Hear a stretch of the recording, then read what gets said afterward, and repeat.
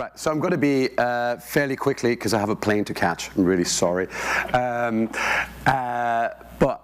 name is Clemens. I'm managing director of vTime. We're a team based in Liverpool in England. So real pleasure to be here. What was that? Yay. Real pleasure to have made the journey across the pond. And vTime is an app that's been available for almost a year and a half now. We were one of the sort of very early entries on Gear VR. And what I'm here today is to talk about the impact of user behavior. So the actual people who are real world consumers who are engaging with social VR, and what's the impact of their behavior on how we develop the app at the current life cycle of, or the current stage of the ecosystem, which of course is still very young and still in the formative stages. So what we're going to do is go through some stats and demographics that we've collected during the first year in the life of vTime. We're going to explore some of the different cohorts driving social VR forward.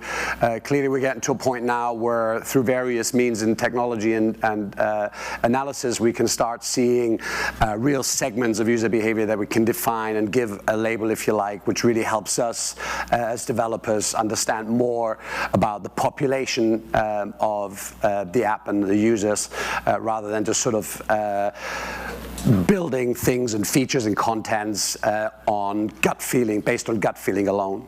And then we're going to expose some of the behavioral trends emerging over time. Can this time start? Because otherwise I don't know how long. It still says 20 minutes. There we go. Great. Thank you.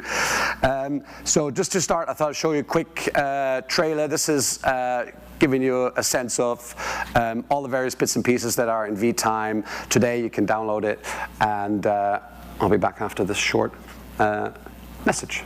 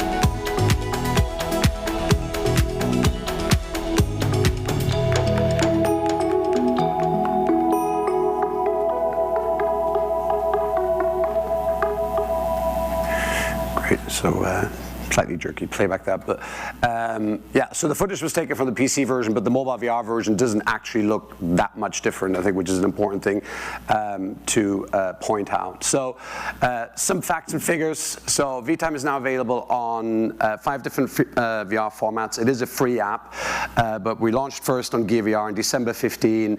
We followed that up with Cardboard, the Android version, around March last year, and since then added Rift, Daydream, and iOS into the portfolio. The key thing is this is a cross-platform app. So people from each platform can communicate and connect with each other, and it's something that's very dear to our heart. Because when we started, we thought, well, should we pick one of the formats that we think is going to do particularly well? And we thought, no, really, the key thing for an app that has communication at its core, it's very important that it doesn't matter what sort of VR headset you use. You should be able to connect with other users and ultimately your friends, regardless of the type of hardware that they own.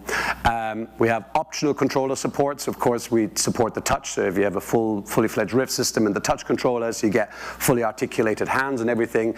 But also on Daydream and Gear VR, we're supporting the controllers for gestures and V modes. You don't need a controller to operate the app. In fact, when we first launched, there were no controllers for Gear VR for cardboard, so the app is entirely gaze-driven, which actually had an interesting side effect, because we started getting, not long after launch, a lot of feedback from users who were physically impaired, who were unable to really handle a controller for a variety of reasons. They may have had an accident and they have a hand in the cast, or they're in some other way incapacitated. But vTime, because it was entirely gaze-driven, still allowed them to fully experience a VR app without any kind of making any kind of concessions. So it's something that we hold very dear, and still to this day, any of the things that you can do with things like the touch controller, we find a way, usually through a context-driven menu system, to give you a similar level of functionality. The content is predominantly made up of destinations, so you saw a whole wide range. There's about 20 destinations in the app today, ranging from outer space to bottom of the sea to national park. We deliberately picked real-world locations and places that felt aspirational, places that people probably always wanted to go to, never could or couldn't afford, or physically couldn't, because I'm not sure anybody can sit on the outside of the International Space Station for very long before horribly disintegrating. And then the avatar system was the other big part of us. So we really wanted people to feel like it's them as best as it can be inside VR. So the editor that you saw at the beginning of the trailer actually gives millions of different combinations. The key things for us with the avatar was, we don't ask the user to define themselves by gender. So we asked the user simply to define themselves in terms of how they want to appear. And again, we had feedback from people in the trans community, for example, who felt that vTime was an app that really allowed them to feel for the first time like they really wanted to, and it allowed them to give themselves a sort of virtual appearance that was in line with how they felt inside. So that sort of feedback is really something we could have never expected beforehand, but the original motivation behind it was just, we felt it was very limiting to just say, have a binary choice between male and female, and then have a segregated number of sort of appearance options, and we wanted people to have the full range of options available to them. You can share media inside vTime, photographs, etc. You can have private messaging. It does run without an HMD, so on Android and iOS and Rift, you can run it in 2D mode. We call that the magic window mode. You get cloud storage with your account. That's how you share images. You upload images and you bring them into the session. And vCast is the ability for you to publicly broadcast a session that you're holding and actually record it and make it available for other users to view later on. So vTime is the world's most widely accessible social VR app. It's available on all 4 mobile VR formats in Rift. We still have PSVR, Vive, and some more coming later this year. We surpassed 500,000 downloads within the 12 month of release, first 12 month of release. We're available worldwide except China. A bit tricky for us to be in China because of the cloud-based backend and the fact we're a social app, which isn't exactly easy to get to market in China. So at the moment, we're not available in that territory, and there's active users in over 190 countries. If you want to get a sense of who is it that's using vTime, the demographics here, about 80% male, 20% female. The majority of them are in the sort of 21 to 39 age group. We're starting to see that shift slightly. Last year was really all about 2 things: early adopters and free Gear VRs. So quite different kind of users that are coming into your app based on whether it's a sort of conscious buying decision that they say, oh, okay, well, I have a mobile phone, I want to buy a headset, or whether they're sort of just given one with their S7. But we're really happy with the gender split, and the fact that the female portion of the gender split is starting to increase as well, which is great. 70% of users are English speakers. The rest is evenly split amongst 30 languages. Because it's primarily used for communication, most of the app localizes itself, which is great.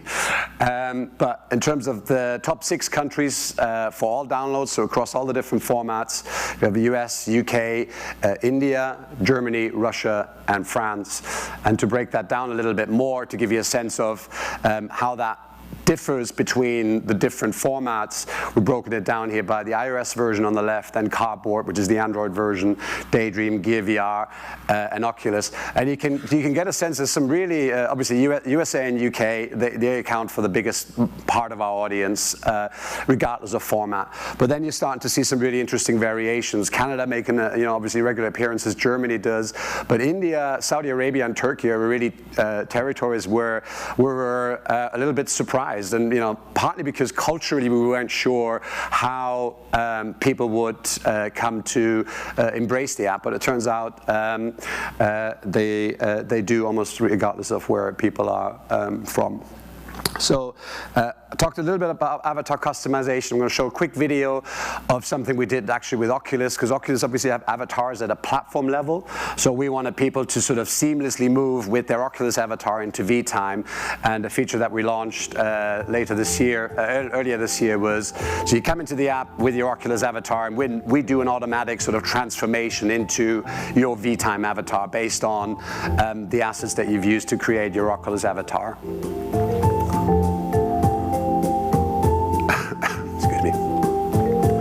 This was on the loop, I think. Yeah. So that's actually proved to be really popular, and people really appreciate the sort of ease of transition and still feel there is a sort of consistency to their virtual appearance. So this is a quick look at a segment of vTime social graph. So the social graph here is basically demonstrating the presence of highly connected users. So you see large clusters of users, which are the smaller nodes, and they exist around single highly active and highly connected users. We call them hero users, and I'll break that down a little bit in one of the following slides. And nodes are ranked by size according to the sort of degree of connections that they have. And this is a really interesting way to start looking at the population, because we're starting to see really where the real heavyweights are and the real people that are the most engaged, if you like, with the application, and where the different sort of pockets of interest appear on the network. So the core loop for us really is around the conversation. The conversation in vTime, a lot of people ask us, well, what is it that people do in vTime? It's like, well, people like to talk. There is a lot of people who simply enjoy, especially if you're a bit more extroverted, if you're somebody that enjoys socializing and meeting new people, vTime is perfect for you. Now, it's not made up entirely of those people, and of course that's what some of the different user segments are showing. Interestingly, not all users enter a conversation. So we have users that are using the app presumably for relaxation, or just to maybe show the quality of graphics to their friends. But the most popular features are the modification of avatars, taking a selfie, so you can take a virtual selfie, uploading images, and utilizing vCast. So we'll get to the last bit now, which is talking about the specifics of user behavior. So we're constantly identifying new user segments. So we have a fairly sophisticated backend where we use a number of different technologies to give us much deeper insights into what defines each of these segments. And the main ones that we've identified so far and that we're going to talk about is the heroes that I already mentioned, Soapboxers, so people like, kind of speaker's corner kind of thing, like to sound off, if you like, Wallflowers, social butterflies, and explorers.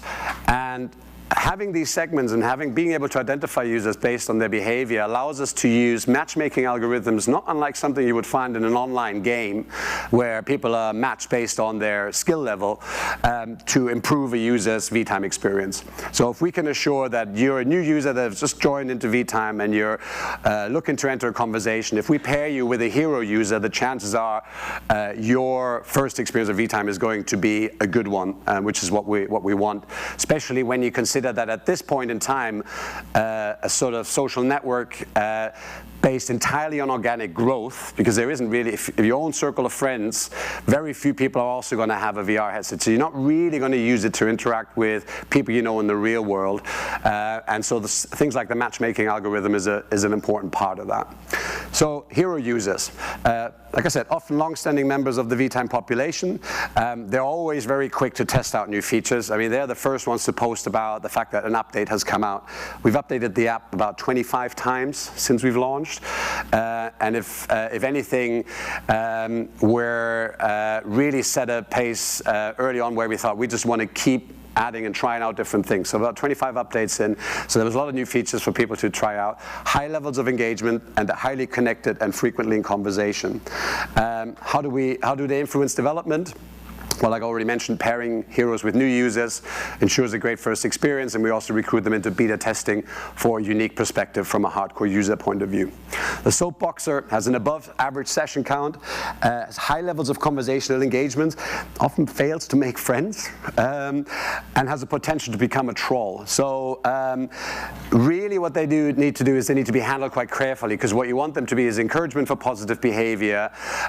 We, through VCast, gave them a platform through which they can produce content, effectively giving them a soapbox to stand on, and more powerful moderation tools. Wallflower are reticent users who don't engage deeply in conversations, but they have significant higher engagement with passive features like VCast. So Wallflowers, for us, we saw an uptake of 4 times higher than the rest of the population with VCast, for example. And that's not dissimilar to what you would find in an online forum, where a lot of people just like to lurk and read rather than actively post. Social butterflies are well connected in the population with large engaged friend networks, but can annoy others with vocal opinions and become soapboxers. And the last one, before I'm getting kicked off the stage completely, is explorers, who are known for their consumption of content and features, highly engaged, but this fades until new features are announced. So thank you for listening. Sorry I had to rattle through this so fast, but really appreciate your time. Yep. Let's give them a round of applause, everyone.